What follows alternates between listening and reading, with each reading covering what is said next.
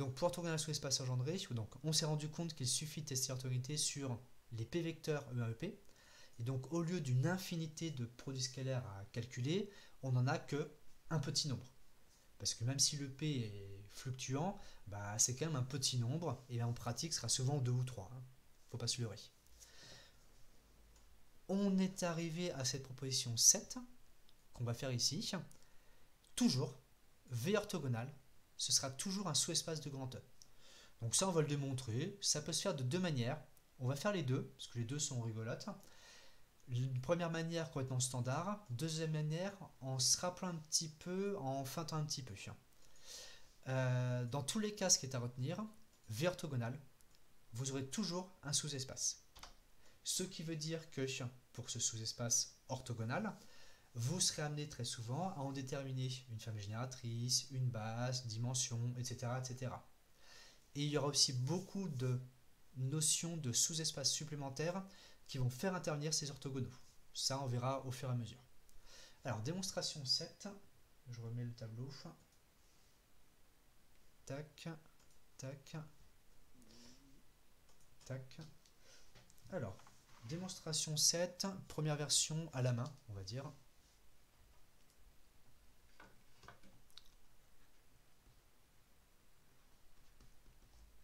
Donc, on va dire petit 1.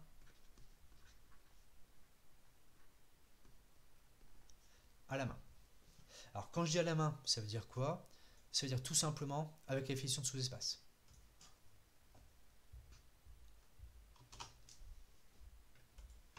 Donc, je le mets entre parenthèses ici. Alors, on a donc 3 points à faire. On veut montrer qu'on a un sous-ensemble de grand E, bon ça c'est instantané. On veut montrer qu'il y a quelqu'un dedans, typiquement le vecteur nul, ça sera pas méchant. Et on veut montrer, il y a un chouïa de plus de calcul, la stabilité par condition linéaire. Donc premier point, V orthogonal est bien inclus dans le grand E. Bon bah ça, il n'y a rien à dire. C'est la définition. Deuxième point, je vais mettre sur le côté, comme ça me libère un peu de place en dessous. Le vecteur nul, 0e, appartient à V orthogonal. Alors ça, petit rappel, pourquoi est-ce que c'est vrai? Car pour tout V dans grand V, 0e scalaire V est égal à 0. Donc le produit scalaire du vecteur nul avec n'importe quoi fait tout le temps 0. En particulier, si on prend les vecteurs de grand V, on a tout le temps orthogonalité. C'est la définition de 0 dans V orthogonal. Donc ces deux premiers points, est-ce qu'il y a des questions? Je vous laisse me dire à la volée.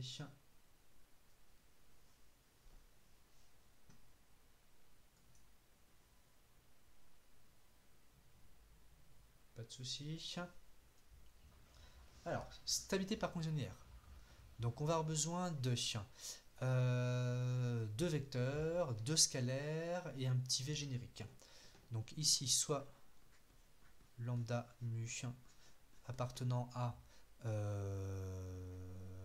R2, puisque nous on est tout avec des coefficients réels. On a besoin de x, y, deux vecteurs, alors tous les deux dans V orthogonal, donc dans V orthogonal 2. Montrons que lambda x plus mu y reste toujours dans V orthogonal. Donc là, ultra classique. Comment est-ce que ça se passe? On va donc, on se fixe un petit v, non même pas. On va mettre un petit quantificateur générique, ça ira très bien. Donc ce qu'on veut calculer, c'est pour tout v dans grand V, lambda x plus mu y, scalaire ce petit v. Et nous on espère tomber sur 0. Or, ça va se décomposer. On va avoir lambda x scalaire v plus mu y scalaire v. Donc ça, c'est la linéarité à gauche. Linéarité à gauche. Mais comme petit x, il est dans V orthogonal, et que petit v est dans grand V, x scalar v, ça fera 0. Et deuxième version, enfin deuxième terme plutôt, aussi égal à 0, car cette fois-ci, y appartient à V orthogonal.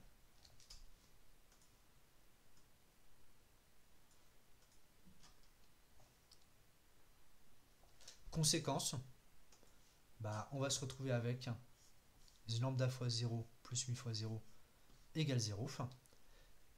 Autrement dit, lambda x plus mu y, scalaire v, est toujours égal à 0. Donc, lambda x plus mu y appartient à V orthogonal.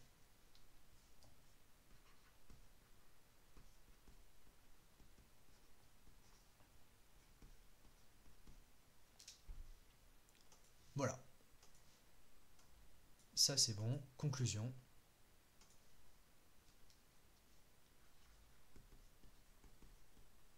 V orthogonal sous espace vectoriel de grand E. Est-ce qu'il y a des questions là-dessus?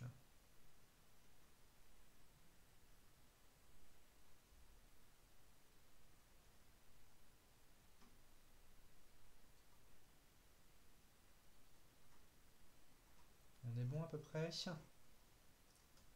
Ok, parfait. Alors, deuxième version. Donc, elle n'est pas forcément beaucoup plus courte, elle est plus abstraite, mais il y a un point de vue qui de temps en temps peut être utile, donc je vous en fais part. Donc, deuxième version, c'est plus abstraite. Mais bon, en vrai, si on va à l'essentiel, elle est plus courte. Mais c'est pas grave. Là, ça vous semblera pas forcément beaucoup plus court parce que vous aurez plus à vous prendre la tête un petit peu. Ici, on va temporairement se fixer un petit v. Donc pour petit v appartenant à grand V, fixé, et on va considérer une application. L'application, je vais noter phi indice v, donc le indice v est volontaire, qui va aller de grand E dans grand R, qui à petit x associe x scalaire v. Cette application, vu que petit v est fixé et que le produit scalaire est bilinéaire, cette application, elle est linéaire.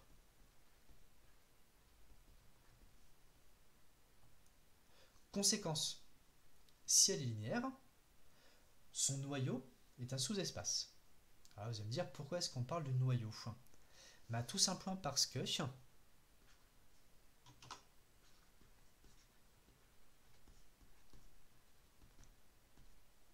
on peut écrire, alors je le détaille un petit peu, mais peut-être que certains le verront beaucoup plus vite. On peut écrire x appartient à V orthogonal, c'est équivalent à pour tout V dans grand V, x scalar V égale 0. Autrement dit, si on traduit encore un tout petit peu, c'est équivalent à dire que pour tout V dans grand V, x scalar V égale 0, c'est phi indice V de x égale 0. Et si on continue un petit peu la traduction, ça revient à dire que pour tout V dans grand V, x appartient, et du coup appartient ici, au noyau de phi V.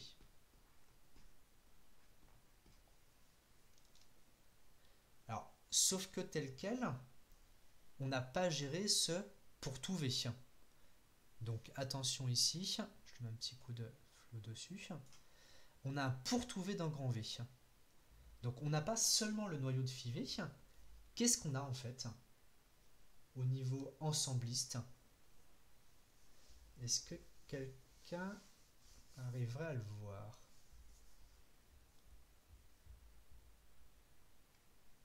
Donc pour chaque vecteur V pris séparément, on a le noyau de phi V. Mais dire que x est dans V orthogonal, c'est demander que x soit dans tous les noyaux de phi V pour tout petit v dans grand V. Alors, Kerfivé, non. C'est un truc ensembliste vraiment. Demander que quelqu'un soit simultanément dans plein d'ensembles. Ah, on se rapproche, mais c'est pas exactement ça. Ouais. C'est demander que X soit dans l'intersection de tous ces noyaux. Donc en vrai, c'est la définition, hein. Donc il y a dire que petit x est dans plein d'ensembles pour tous les ensembles possibles, ça revient à dire que x appartient à l'intersection de tous les Kerfy V pour petit v dans grand V. Morale. Et vous allez voir, du coup, c'est gagné. Donc, ce qui est un petit peu plus long, du coup, c'est ça. Mais en vrai, une fois qu'on a le coup de main, on n'a pas besoin de le faire. Donc, on a donc ainsi, je l'écris comme ça, V orthogonal, c'est égal, l'ensemblistement, à l'intersection pour tous les petits V dans grand V de Kerfy V. Or, petit rappel, que je mets sur le côté, qu'est-ce qu'on peut dire d'une intersection de sous-espace, à votre avis?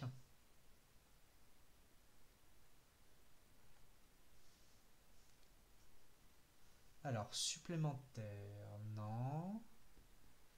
Beaucoup plus simple.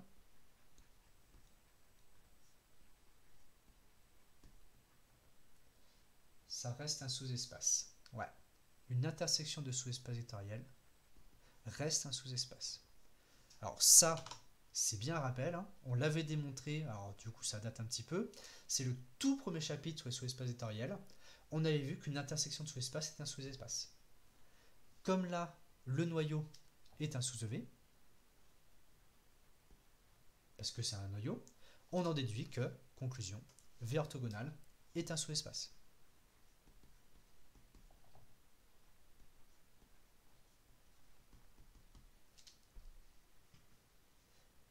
Est-ce que on est bon là-dessus?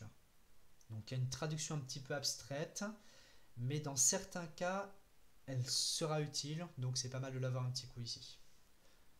Alors, fin de cette démonstration 7.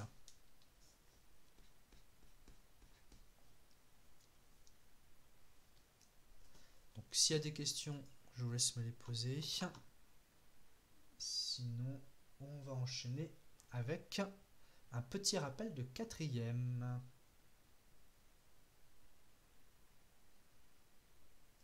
A priori, il n'y a pas de questions. Alors, pardon, petit exemple que je voulais faire à la volée. Excusez-moi, je reprends le tableau. Je voulais faire un petit exemple de V orthogonal, mais vraiment complètement artificiel. Imaginez, on va reprendre l'exemple qu'on avait fait tout au début. On avait fait le plan d'équation z égale 0. Et à la main, on avait fait V orthogonal. Si on le refaisait version avec les définitions qu'on vient de voir, qu'est-ce que ça donnerait?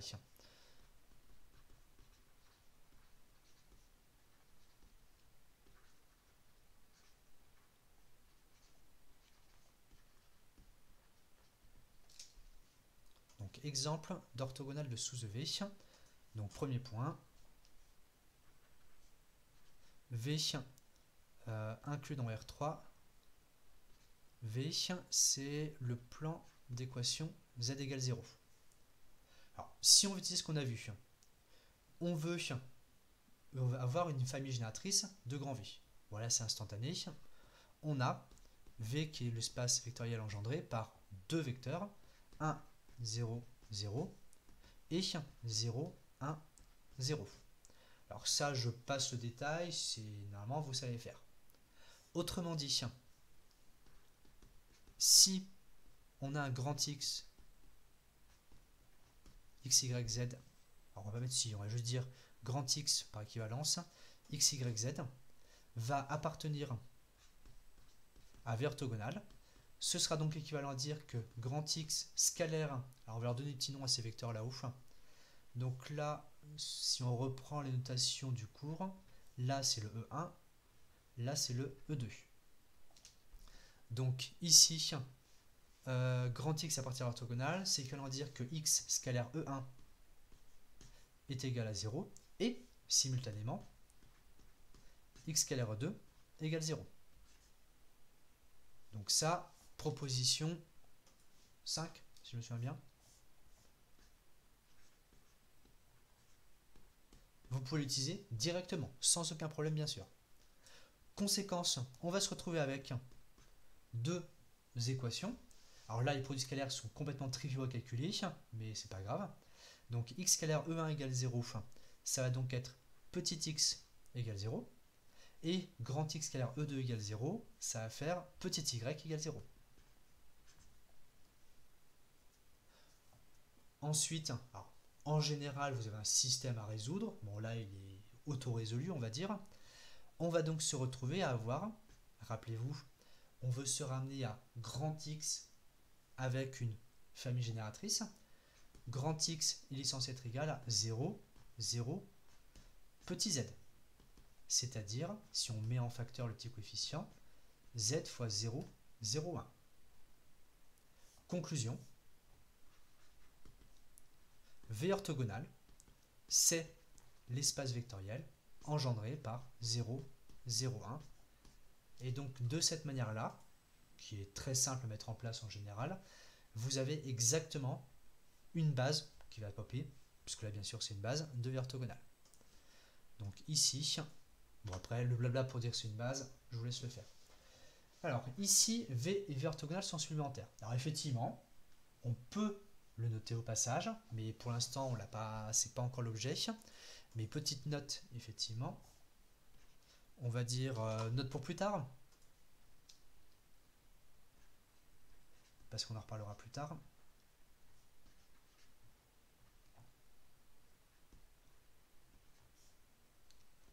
Ici, V et V orthogonal sont supplémentaires.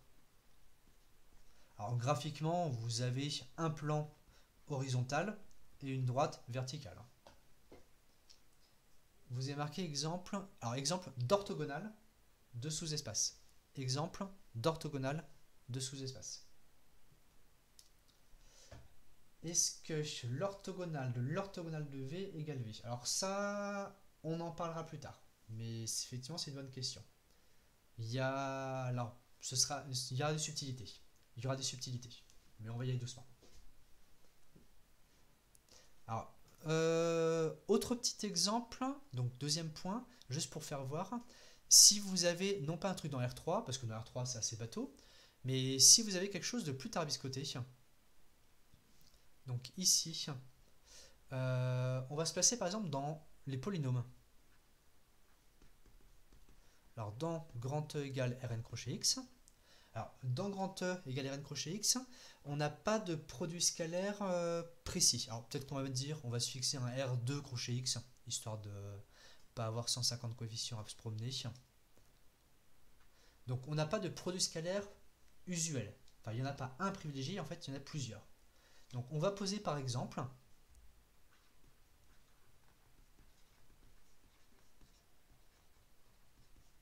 le produit scalaire.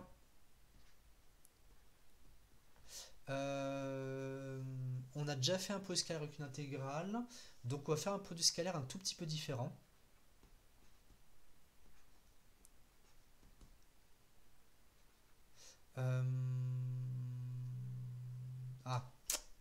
Est-ce que ça risque d'être un petit peu trop mystérieux? Je réfléchis 2 secondes, lequel je prends. De toute façon, ça change rien après sur la méthode. Non, si je veux justifier proprement après, ce sera un peu pénible. Je regarde juste, en plus je crois que je l'ai mis en exercice celui-ci. Je vérifie. Tac, tac, tac, tac, tac, tac. Non, je l'ai pas mis en exercice. Ah si, je l'ai mis là.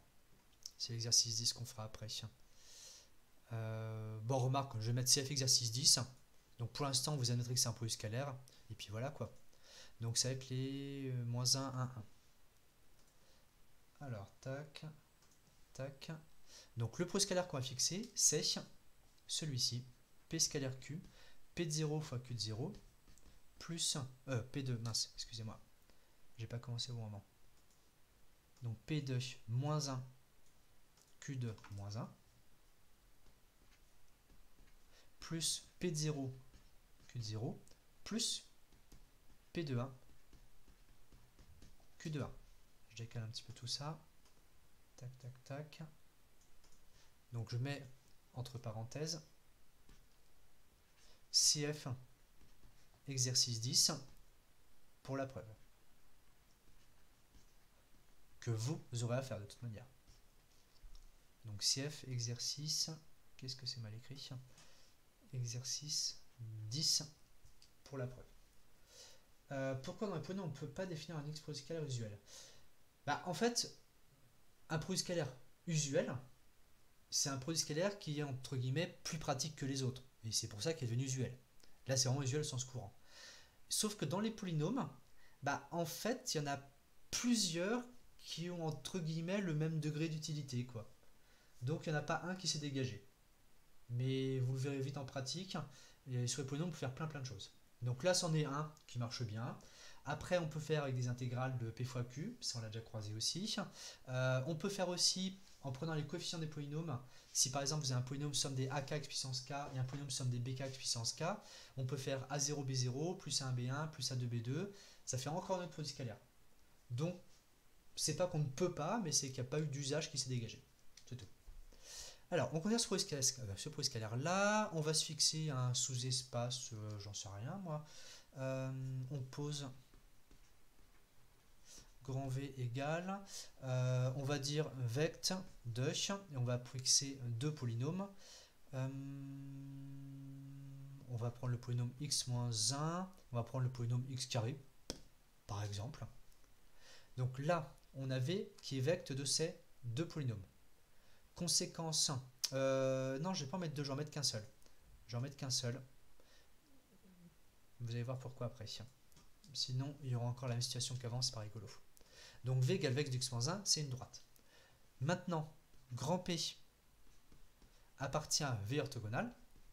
C va donc être équivalent à P scalaire x-1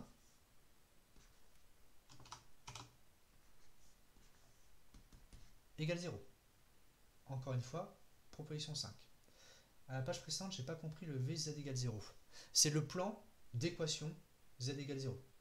Le plan vraiment qu'on connaît, quoi, horizontal. C'est tout. Donc, P scalaire x-1 égale 0. Si on écrit, parce qu'on va en avoir besoin, P égale ax2 plus bx plus c. Donc, P égale ax2 plus bx plus c. On va donc se retrouver avec les conditions. Alors, P de moins 1 fois Q de moins 1. Donc, P de moins 1 fois Q de moins 1, si Q c'est ce polynôme, ça va être fois moins 2. Plus P de 0 fois ce polynôme-là pris en 0, moins 1. Plus P de 1 fois Q de 1, mais Q de 1 ici, ça fait 1 moins 1 fois 0. Donc ça, c'est en remplaçant. On continue à remplacer. P de moins 1, c'est... Alors, on va avoir A moins B plus C. A moins B plus C fois moins 2. Plus P de 0, c'est C. Donc, du coup, ça fait moins C. Et c'est tout. Tout ceci égale 0. Mince, j'ai oublié le égal 0. Enfin. Tac, tac. Je décale un tout petit peu à gauche. Hop. Et comme ça, je peux placer le égal 0 ici. Et on se retrouve donc avec encore une équation. Donc c'est un système d'une équation à 3 inconnus. Mais ça, c'est pas grave, on sait faire. On va donc avoir moins 2a plus 2b moins 2 moins 1 moins 3c égale 0. Ici, on peut extirper par exemple a en fonction des autres. Donc de manière complètement arbitraire. A égale donc 2b moins 3c divisé par 2, donc b moins 3 demi de c. On va donc se retrouver avec p égale b moins 3 demi de c, ça c'est fois x carré, plus bx plus c. Ce qu'on peut écrire, comme d'habitude, on a deux coefficients qui nous restent. On va donc avoir une famille génératrice avec deux vecteurs. Petit b fois le vecteur polynôme x carré plus x, plus petit c fois, excusez-moi, j'ai oublié le p égale au début, plus petit c fois moins 3 demi de x carré plus 1.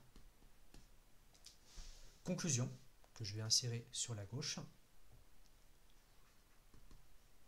V orthogonal, ici, c'est l'espace vectoriel engendré par les deux polynômes x carré plus x.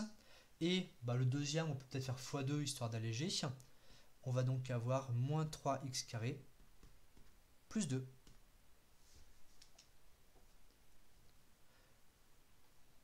Et donc, encore une fois, on a bien constaté, alors on a utilisé la propriété 5 pour traduire ici. Non, pas ici. Ici. Donc, qui permet de se ramener à uniquement quelques produits scalaires nuls, donc quelques équations. On se retrouve avec un système. Bon, ici, une équation, mais c'est quand même un système. On avait trois inconnus. Si on n'a qu'une équation, ça veut dire qu'on a deux inconnus secondaires. Là, j'ai mis B et C de manière complètement arbitraire. On a donc deux vecteurs dans notre famille génératrice. Et on peut créer une famille génératrice de grand V orthogonal. Est-ce qu'il y a des questions là-dessus, sur ce genre de choses?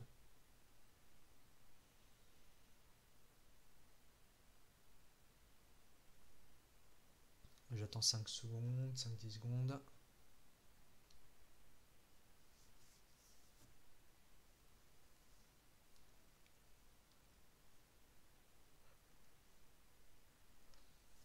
Ok. Alors là, on va repartir sur notre PDF de cours, que je remets un petit peu plus grand. Alors, théorème 8. Théorème de Pythagore et sa réciproque. Alors, ici, le but du jeu. Ah, pourquoi c'est pas moins 3,5 sur vecteur? Alors, le deuxième polynôme, j'ai fait x2. J'ai tout fait x2 pour enlever les fractions. De toute manière, si on a un vecteur de famille génératrice, on fait x2, ça ne change rien. Alors, théorème de Pythagore. Alors, ça, c'est version espace euclidien, mais en fait, il n'a pas changé. Deux vecteurs sont orthogonaux si et seulement si x plus y au carré, en norme, est égal à la norme d'x au carré plus norme de y au carré. Donc le norme de x au carré plus norme de y au carré, c'est la somme des carrés des longueurs des côtés du triangle rectangle. Et le x plus y, ça correspond bien sûr à l'hypoténuse de manière déguisée. Alors sauf que là, c'est version espace euclidien. Donc c'est pas que dans le plan, c'est dans n'importe quel espace vectoriel avec un produit scalaire. Donc, démonstration, en fait elle est finie. Elle est là. Si vous regardez bien dans les yeux, P1. Donc je vous remonte un petit peu le PDF jusqu'à la relation P1 qu'on a vue ici. Quand est-ce que le produit scalaire est nul? C'est lorsque la norme de x plus y au carré égale norme de x2 plus norme de y2.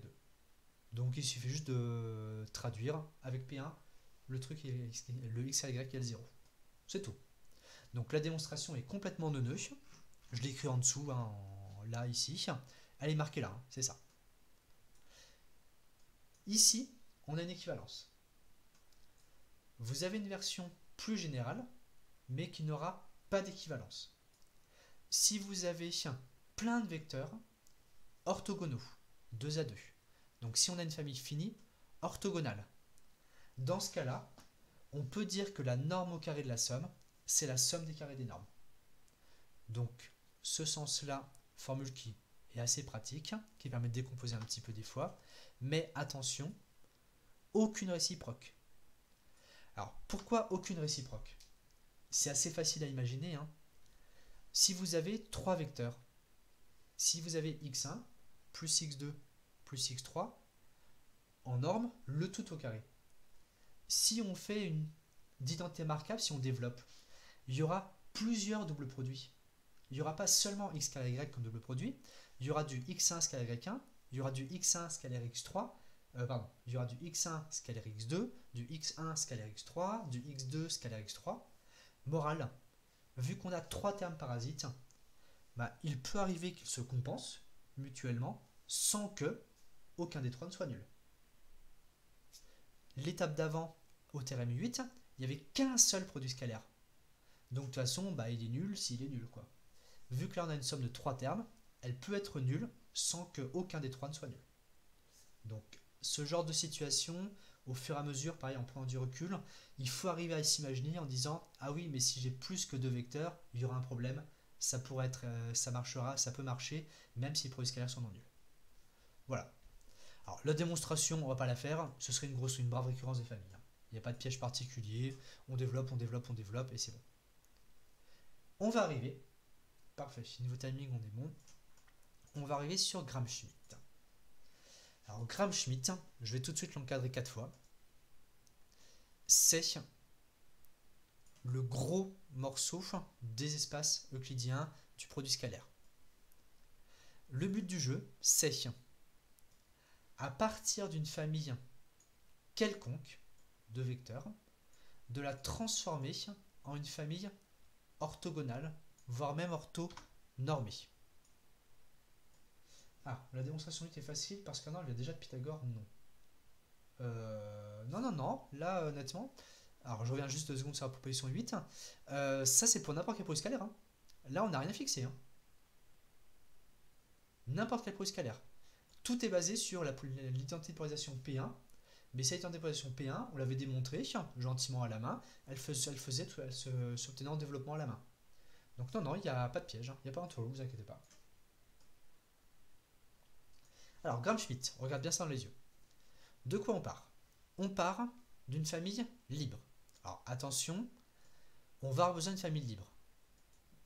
Une fois que vous aurez vu l'énoncé, que vous l'aurez un petit peu assimilé, ça vous semblera logique. Mais pour l'instant, il faut juste l'accepter. Famille libre au départ. Le but du jeu, et on dit que c'est vrai, on peut construire une famille orthonormale. C'est-à-dire qu'on est passé d'une famille libre à une famille orthonormale. Famille libre, on peut avoir des vecteurs 2 à 2 pas du tout orthogonaux, mais nous, on le transforme en famille orthonormale. C'est-à-dire qu'on a des vecteurs 2 à 2 orthogonaux et en plus de norme 1. Et en plus, cette famille orthogonale, elle va vérifier cette espèce de condition un petit peu mystérieuse. Dès qu'on se fixe un petit k entre 1 et n, l'espace engendré par E1 EK coïncide avec l'espace engendré par U1 UK. Alors on va faire des petits dessins là-dessus pour voir un petit peu ce qui se passe.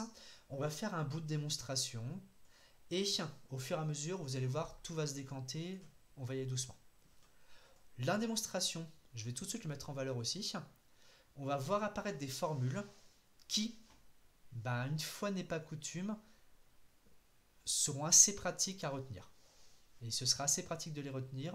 Alors telles quelles, elles font sûrement un peu peur, mais vous allez voir qu'en fait, au fur et à mesure, déjà de la démonstration, et au fur et à mesure du cours, en fait, elles sont logiques.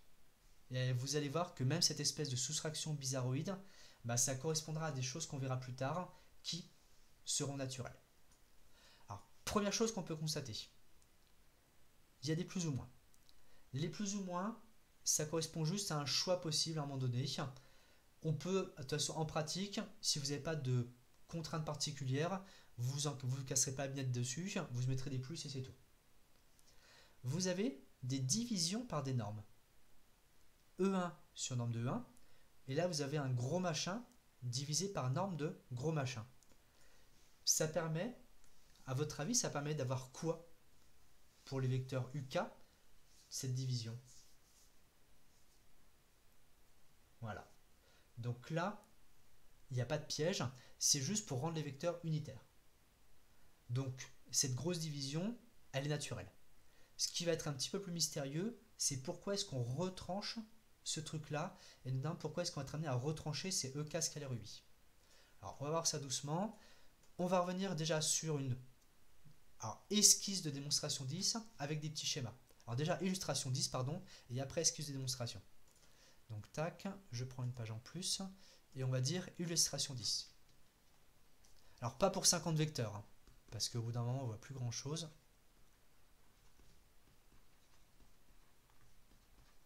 Pour 3 vecteurs. Donc 3 vecteurs, E1, E2, E3. Alors, qu'est-ce qu'on veut représenter? Ce qu'on veut représenter, c'est... Alors, je vais essayer de mettre un petit peu des couleurs. On va les faire progressivement. On va faire comme s'ils apparaissaient au fur et à mesure. Donc, première situation. Le vecteur E1. On va juste mettre une flèche comme ça. Pouf, pouf. Il est comme ça. Donc ça, c'est un vecteur E1. Sauf que... Ah, excusez-moi. Sauf que ce vecteur E1, sa norme, on ne sait pas ce que c'est. Donc là, ça va être assez vite réglé. On va tout simplement le modifier sa norme en le divisant par nombre de E1. Donc là, je vais noter par exemple quand je vais mettre en rouge en dessous. Donc je le mets légèrement à côté, c'est juste pour pas que ce soit surchargé. Mais bien sûr, en vrai, vous imaginez bien qu'ils sont superposés. Et là, ce sera donc U1, c'est comme ça que je l'ai noté, égale E1 sur nombre de E1. Donc ça,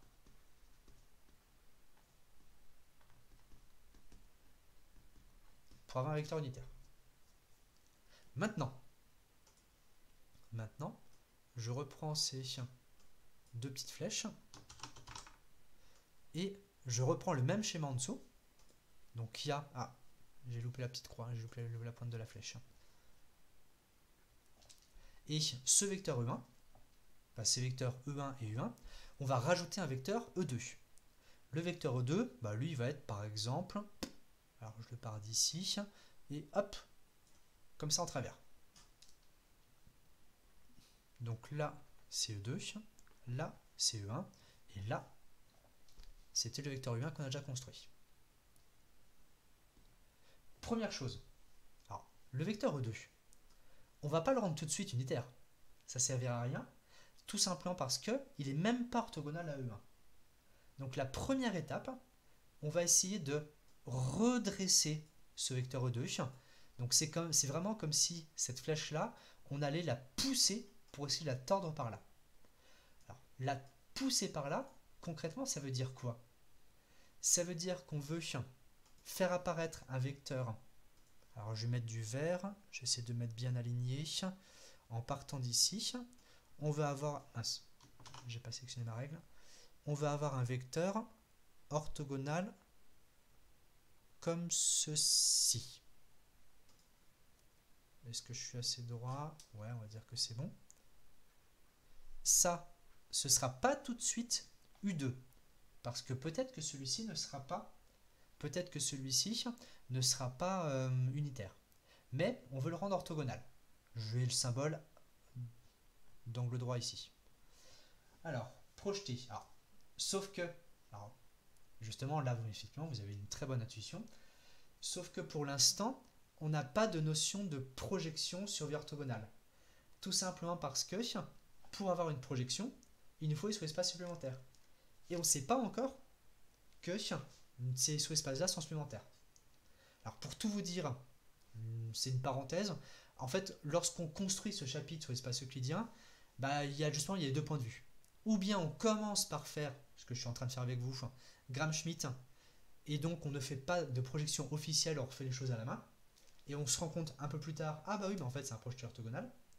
Ou bien on commence par mettre en place la notion de projection orthogonale, mais du coup c'est un petit peu plus compliqué, et après on arrive sur Gram-Schmidt. Donc dans tous les cas, il y a un moment donné, on se casse un petit peu la tête. Si vous avez cette intuition, c'est très bien, sauf que nous on ne va pas parler de projection orthogonale, on va juste dire que finalement, pour passer de E2 à E'2, je vais rajouter encore une flèche, vous allez voir, on va tout simplement retrancher un petit morceau ici. Et donc ce morceau qu'on va retrancher, tout simplement, c'est un multiple de U1. Donc là, c'est un petit schéma, et avec la démonstration, vous allez voir. Donc ce vecteur E'2, il va en fait s'écrire sous la forme E2. moins un certain lambda fois U1, où lambda, c'est un gentil petit réel, mais à trouver. Et donc, si vous regardez, si vous rejetez un petit œil sur les grosses formules qui sont à côté, dans le cas de k égale 2, on a bien E2, on a le moins, on a du coup I qui va de 1, enfin qui ne peut valoir que la valeur, qui ne peut prendre que la valeur 1, on va avoir E2 scalaire U1 fois U1. Donc le U1, on l'a. Ce qui nous manque, je le grossis un petit peu pardon, sur le truc de gauche, donc on a le E2, on a le U1, et on a le lambda qui va s'avérer être un produit scalaire. Ça, c'est ce qu'on va faire dans la démonstration. Je termine le schéma, et puis après on fera la démonstration complète. On reprend encore le même petit truc. Alors là, je vais faire un truc en perspective. Comment je vais faire? Alors je peux me permettre de tricher. Désolé. Moi je peux tricher, pas vous. Ah non, c'est pas ça que je veux faire. Je suis en train de faire des bêtises ou pas? Ah, je suis en train de faire des bêtises. Rétablir. Je suis bon. Je suis bon. J'ai oublié de faire copier-coller. Tac, tac, tac. CTRL-C, CTRL-V. Voup. Alors, je reprends ce petit morceau-là. Je vais effacer le lambda 1 U1 qui est plus très utile. Et, ah, pardon, j'ai pas rajouté. Excusez-moi, j'ai oublié une flèche juste avant. Bien sûr, ce vecteur U'2, tel quel, il n'est pas unitaire. Donc, on le divisera par sa norme. Donc, ce qui fait que je dois rajouter une flèche rouge ici. Alors, à peu près comme ça. Et cette flèche rouge, c'est U2. Je vais le mettre où? Je vais mettre une espèce de flèche là pour le pointer. U2. Par rapport au dessin à côté, je remets ma flèche rouge. Du coup, je la remets à la main, c'est pas grave. Donc à peu près comme ceci. Tac. Tac, tac. Ça, c'est U2. Lui, il m'intéresse plus. Et je remarque juste le E2. Le E'2, pardon. Et si on a un vecteur E3, alors c'est là où ça se complique, parce qu'il faut passer en perspective. Comment je vais représenter ça? Agrandissez, excusez-moi. J'espère que c'est bon. Comment je vais représenter ça proprement?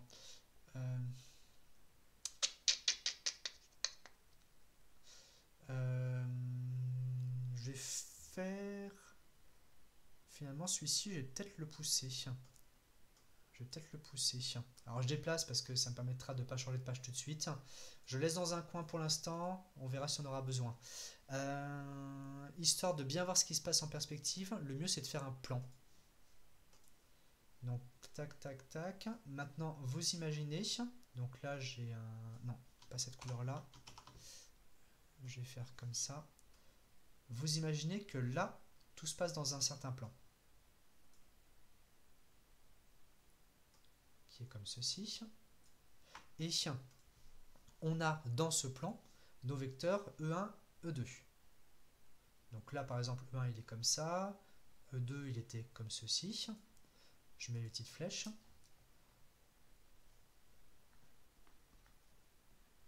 E1, E2. Et on aurait aussi, alors je ne vais pas mettre les pointes de flèche, mais je vais juste mettre les traits rouges. On aurait là le vecteur U1, et donc par là, le vecteur U2 qui a été construit. Un tout petit peu plus grand peut-être. Voilà. Sauf que, en dehors de ce plan, donc en partant d'ici, et un peu dirigé vers le haut, on va dire ça comme ça, on aurait un vecteur E3. Donc attention ici, le vecteur E3, il est entre guillemets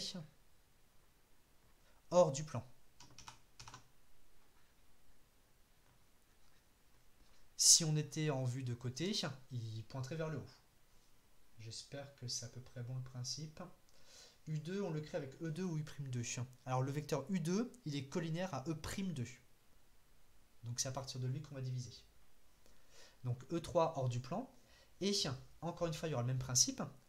Le vecteur E3, tel quel. Alors, je ne l'ai peut-être pas mis assez incliné. Je vais un tout petit peu caricaturer. Donc, je le rectifie un peu. Parce que là, sinon, on a presque l'impression qu'il est orthogonal. Ce qui est trompeur. Donc, on va le faire, boum, voilà, comme ça. Donc là, il n'est pas du tout orthogonal. Ce vecteur E3, tel quel, il n'est pas orthogonal. Donc, on veut le redresser en construisant un vecteur.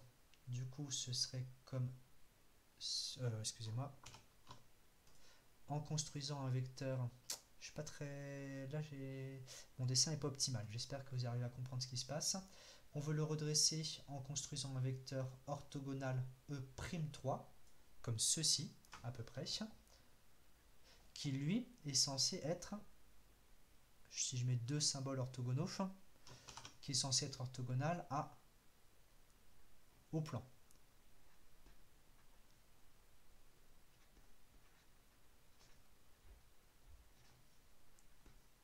Orthogonal au plan que j'ai pas écrit, que je vais écrire ici. Donc ça c'est P. Donc hors du plan, P égale vecte de E1, E2. Donc E'3 orthogonal lui à P.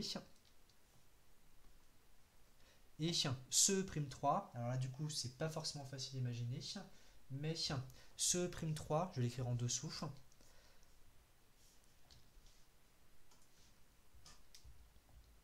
Non, c'était pas. Si je reprends le même code couleur. À partir de E3, on va retrancher un petit morceau de U1 et un petit morceau de U2. Où alpha et bêta,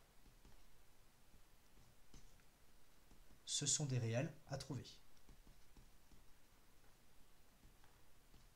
Donc graphiquement, ce qu'il faut imaginer, c'est que le vecteur E, par rapport au plan, le vecteur E3 il est penché et on va le redresser en retranchant un morceau suivant E1 et un morceau suivant E2. Alors en vrai, on retranche un vecteur du plan. Je peux l'écrire comme ça aussi. Ça finalement,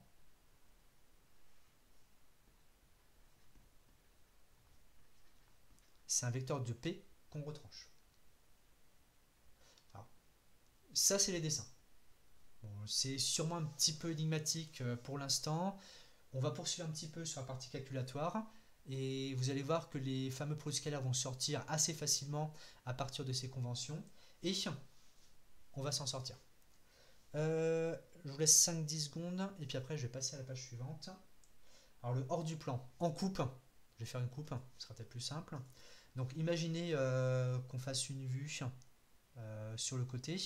Donc là, vous avez votre plan P qui est du coup vu de côté. Donc dans le plan, vous avez les vecteurs E1 et E2, mais le vecteur E3, il serait par exemple, c'est pas bonne couleur, excusez-moi, le vecteur E3, il serait par exemple, pouf, comme ceci. Donc là, ce que je vous fais ici, c'est une vue de côté.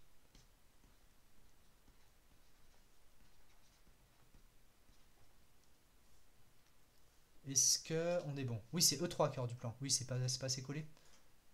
C'est lui là qui est hors du plan. On est bon là-dessus, sur le principe? Alors, au niveau de la démonstration. Donc, démonstration 10, pareil pour 3 vecteurs. De toute façon, après, le principe, c'est juste une généralisation par récurrence. Il n'y a pas de choses compliquées. Vous allez voir très vite voir ce qui va se passer. Pas démonstration 3, démonstration... C'était quoi son petit numéro 10.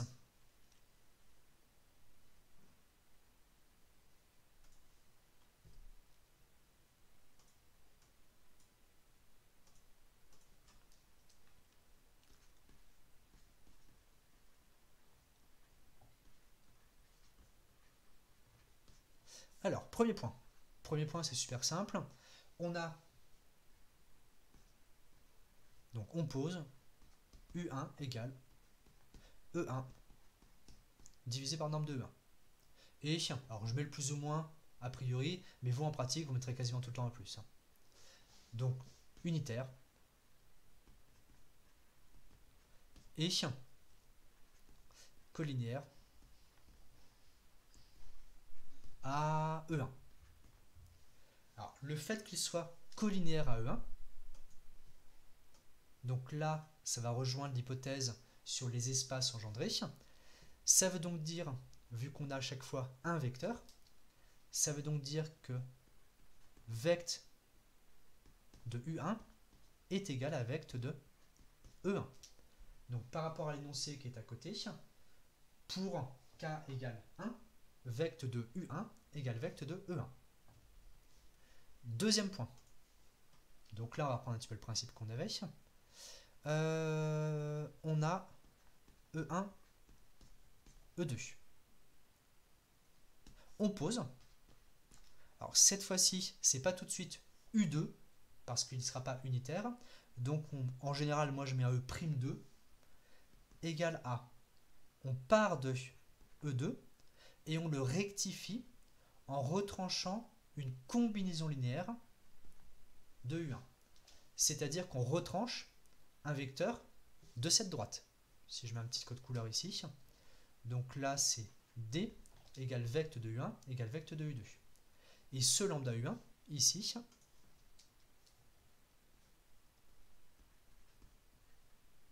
c'est un vecteur générique de D. Je mets une petite flèche comme ça pour repérer. Alors, parce qu'ils sont collinéaires. Je ne comprends pas la question. Pourquoi ils sont collinéaires? Alors, c'est collinéaire parce que, alors, le norme de E1, c'est un scalaire. Donc, finalement, on a fait E1 fois un scalaire. Donc, c'est la définition de collinéaire. Si c'est ça la question, c'est juste, il faut juste remarquer que E1, c'est une norme de E1, c'est un scalaire, c'est tout. Et conséquence, un vecteur, deux vecteurs à chaque fois non nuls, collinéaires, donc l'espace vectoriel engendré sont les mêmes. Ensuite, pour le prime 2, on pose ceci. Sauf que le petit lambda, on veut le trouver. Comment est-ce qu'on veut le trouver? On veut E'2 orthogonal à, du coup, on veut qu'il soit orthogonal à U1. Ça, c'est pour dire qu'on veut E'2 orthogonal à D. C'est exactement la même chose. Ce qui se traduit par E'2 scalaire U1 égale 0. Définition d'orthogonalité. Ce qui va donc, si on développe un petit peu, devenir E2 moins lambda U1 le tout scalaire U1 égale 0. On développe gentiment. Normalement, ça va tenir, reste que deux lignes pour ce point-ci. On va avoir E2 scalaire U1 moins lambda U1 scalaire U1 égale 0. Alors, pourquoi E'2 orthogonal à... Non, pas 0, à D. Pas 0. Enfin, c'est pas faux, mais ça n'a aucun intérêt ici. Orthogonal à D. Voilà. C'est pour dire que c'est par rapport au dessin d'avant. Le vecteur, donc on est sur cette deuxième situation, le vecteur E2 par rapport à l'axe D dirigé par E1 et U1, le vecteur E2 n'est pas orthogonal. Donc on retranche un petit bout de cette droite D pour que ça devienne orthogonal à D. Donc c'est exactement ça qu'on est en train de traduire. Mais ici, U1 scalaire U1, ça fait quoi cette bête?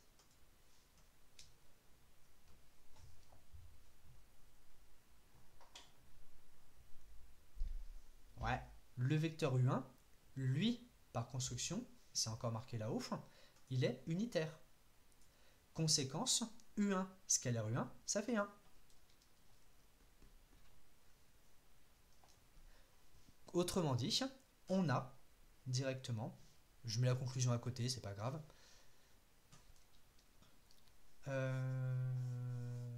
conclusion, lambda, c'est E2 scalaire U1. Parce que dans l'équation, il sort tout seul. Et on pose U2 égale E'2 sur norme de E'2. Alors, encore une fois, il y a un plus ou moins, bon voilà, qui va interférer. Alors, grande question. Pour l'instant, on va passer outre. En vrai, il faudrait quand même se poser la question, est-ce qu'on n'est pas en train de diviser comme des sagouins par 0? À chaque fois qu'on divise l'air de rien par la norme de E1, par la norme de E1, par la norme de E'2, est-ce qu'on n'est pas en train de diviser par 0? Alors bien sûr, non, ne vous inquiétez pas, il n'y a pas de piège. J'en dirai un petit mot après. Mais pour l'instant, ça met en place la méthode comme ça. Troisième étape, qui sera la dernière, et sur laquelle on va terminer. Donc, on a U1, U2 construit. On veut cette fois-ci construire le vecteur U3. Alors voilà, c'est lié au fait que la famille est libre, donc il ne peut pas y avoir de collision linéaire nulle. Mais on en dira un petit peu après, ne vous inquiétez pas. U1, U2 construit. On va donc poser E'3 égale E3, et on va retrancher, c'est encore une fois l'idée, un vecteur générique du plan précédent. Alors je le mets en petite note à côté. U1, U2 construit, et P égale vecteur de E1, E2 coïncide avec l'espace engendré par U1, U2. Donc ça, c'est ce qui découle de l'étape d'avant. À ce vecteur E3, on va retrancher un vecteur générique du plan précédent, donc du sous-espace précédent, c'est-à-dire qu'on va retrancher, alors je mets alpha, bêta au pif, alpha fois U1, on va retrancher bêta fois U2. Alors prenez bien les vecteurs U. Je note à côté, petite note ici.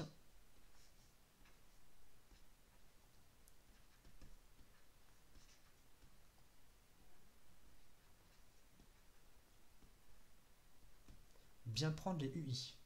Sinon, vous allez le voir juste après, nous, en prenant les vecteurs UI, il y a des simplifications qui vont arriver directement. Et donc, ce sera très facile de trouver l'alpha bêta. Si vous ne prenez pas les UI, bah, il n'y a rien qui marche. On veut. Qu'est-ce qu'on veut? Le vecteur E'3, on veut le redresser pour que, si je remets l'écran avec les petits dessins, on veut le redresser pour qu'il devienne orthogonal. Si je fais la petite flèche verte ici, tac, tac, tac, pour qu'il devienne orthogonal au plan. Comme ceci. Donc là, c'est le prime 3. Et on veut avoir un truc orthogonal ici. Autrement dit, on va le traduire là maintenant, on veut prime 3 orthogonal au plan, ce qui se traduit par E'3 scalaire U1 égale 0 et E'3 scalaire U2 égale 0. Ça, c'est encore la fameuse propriété 5. Pour caractériser l'orthogonalité à un sous-espace, il suffit de tester les produits scalaires avec une famille génératrice. Et là, ça tombe bien, on a construit une famille génératrice, et même une famille génératrice assez sympathique. Si on poursuit le calcul, je prends un tout petit peu de place, qu'est-ce qui va arriver? E'3, alors je développe directement, on va avoir E3 scalaire U1, on va avoir moins alpha U1 scalaire U1, et on va avoir moins bêta, je développe encore à partir de l'écriture de E'3, moins bêta U2 scalaire U1. Et tout ceci, on veut que ce soit égal à 0. Donc là, vous prenez l'expression de E'3 en haut, vous faites le produit scalaire avec U1, et vous développez. Donc E3 scalaire U1, moins alpha U1 scalaire U1, moins bêta U2 scalaire U1. En dessous, exactement le même principe. On reprend l'expression de E'3, on fait tout scalaire U2. Donc on aura E3 scalaire U2, moins alpha U1 scalaire U2, moins bêta U2 scalaire U2. On l'écrit.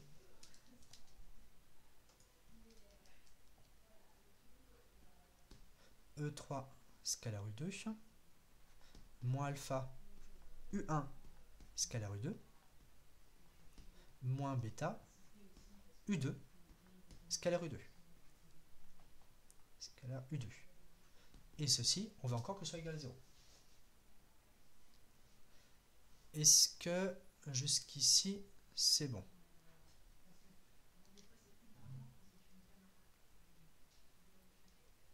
Bon, finalement, il est déjà 45, c'est pas grave, on va finir ça. Je me débrouillerai. Est-ce qu'il y a des questions jusqu'ici? On n'a pas fini, ne vous inquiétez pas. C'est à peu près bon.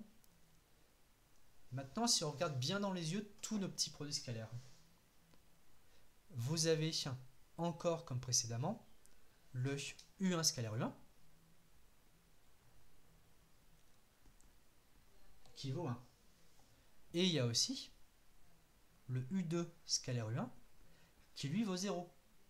Parce que, justement, c'était fait en sorte, le vecteur U2, il appartient à D orthogonale, où D, c'était la droite dirigée par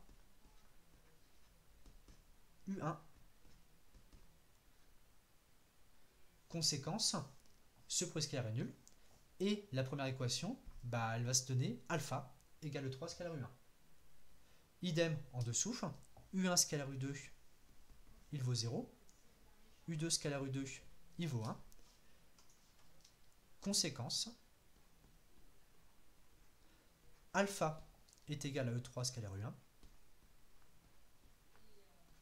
bêta est égal à E3 scalaire, non, oui c'est ça, E3 scalaire U2. Conclusion, et là vous allez voir apparaître la formule de la démonstration, surtout pour le vecteur E'3. Donc E'3, donc c'est avant divisé par la norme, c'est finalement en partant de E3, on a retranché alpha fois U1, c'est-à-dire qu'on retranche E3 scalaire U1 fois U1, et on retranche E3 scalaire U2 fois U2. Ce qui fait, si vous jetez un œil, je le mets un petit peu plus grand le PDF à côté pendant une minute, si vous comparez par rapport à la formule de la démonstration, donc si vous regardez notamment le numérateur, la somme pour k égale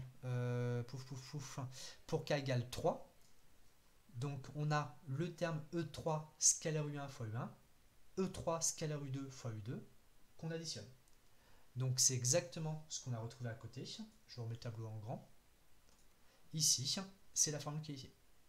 Et donc en dessous, alors je ne vais pas l'écrire en détail, mais U3, c'est E'3 divisé par norme de E'3.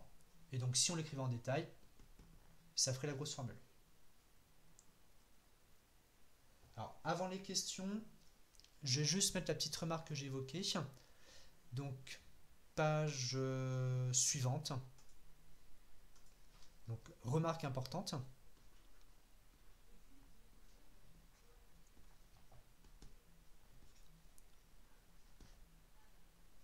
Je ne l'ai pas fait au fur et à mesure volontairement parce que je voulais pas que vous perdiez le fil des calculs. Mais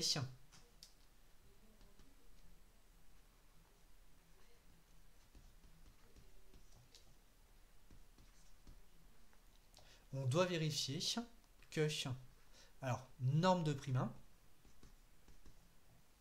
norme de prime 2, norme du coup, là il n'y a pas de prime, mais c'est pas grave, je vais l'enlever.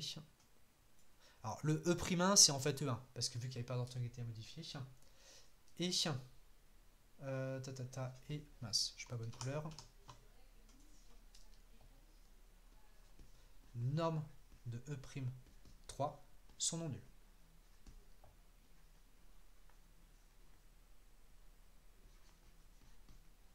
Alors, je mets juste un petit mot. Je vais pas le faire en détail ici. Vous pouvez le regarder un par un à la main, c'est pas méchant du tout. Cela découle de la liberté de E1UN. Par exemple, pour en faire un à l'oral, par exemple ici,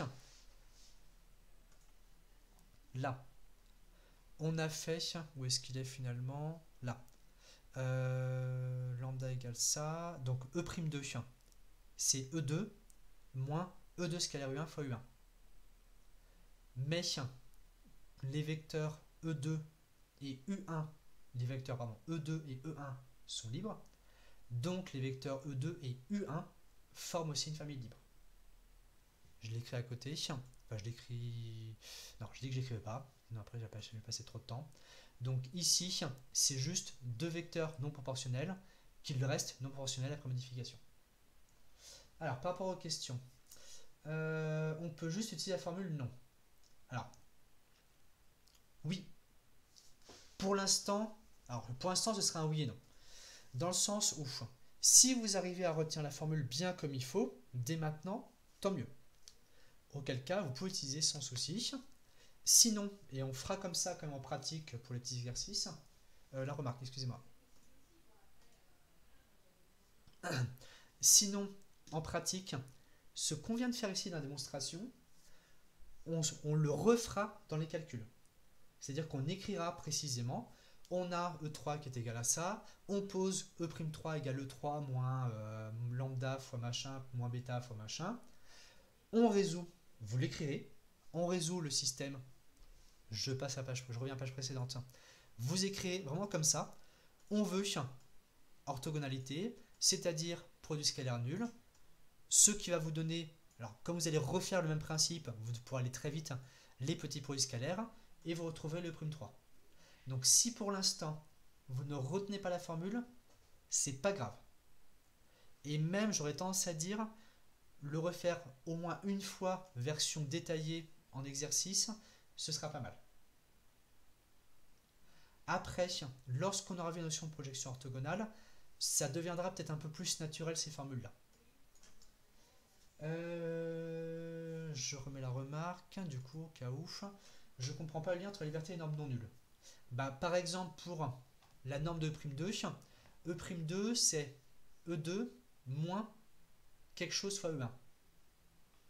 Comme E1, E2 est libre, il n'y a pas de combinaison linéaire de ces deux vecteurs qui peut être égale à 0. Je ne sais pas si ça ira. Quand il y a le vecteur nul, la famille n'est pas libre.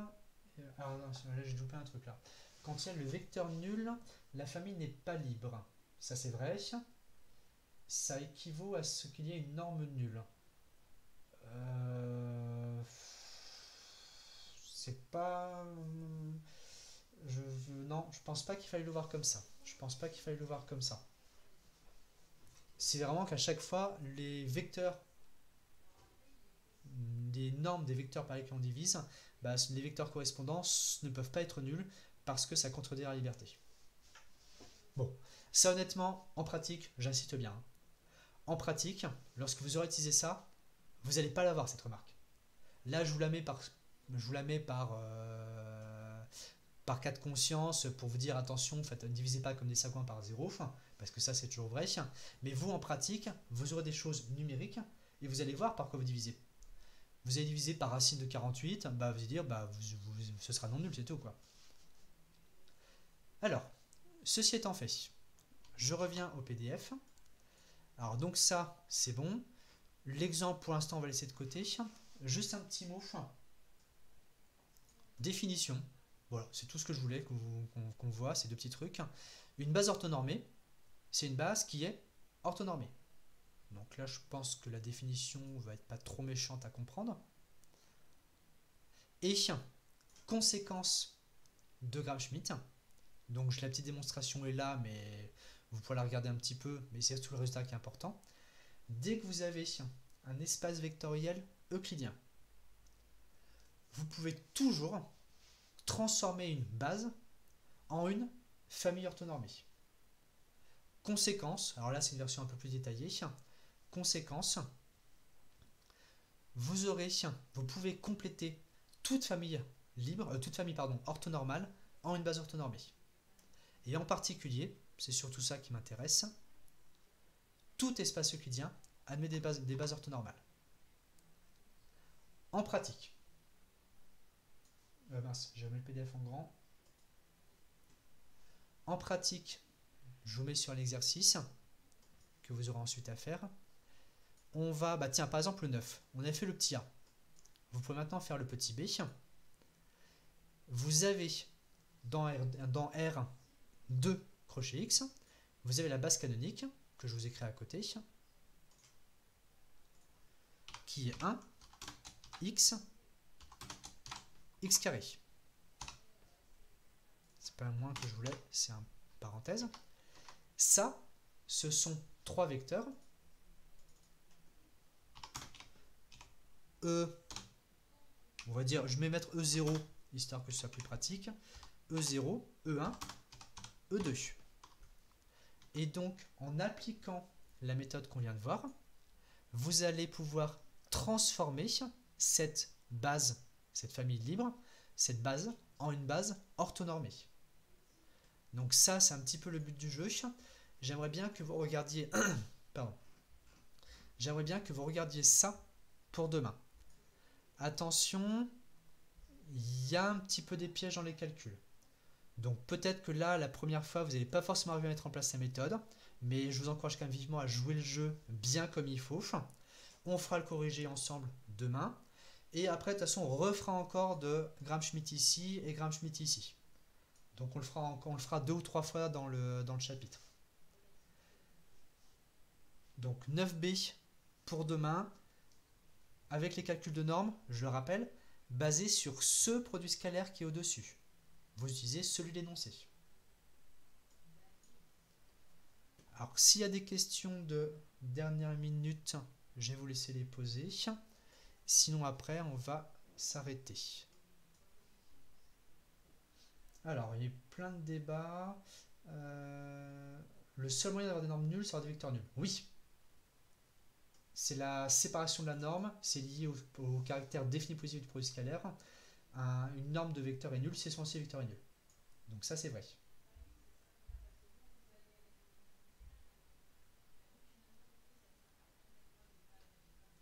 J'espère que du coup, ça vous aide à répondre. Alors, est-ce qu'il y a d'autres questions là-dessus? On est bon? Ok.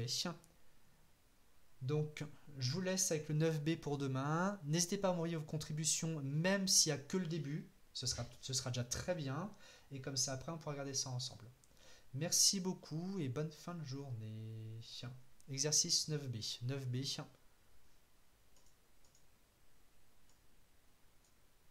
Ici. Bonne journée.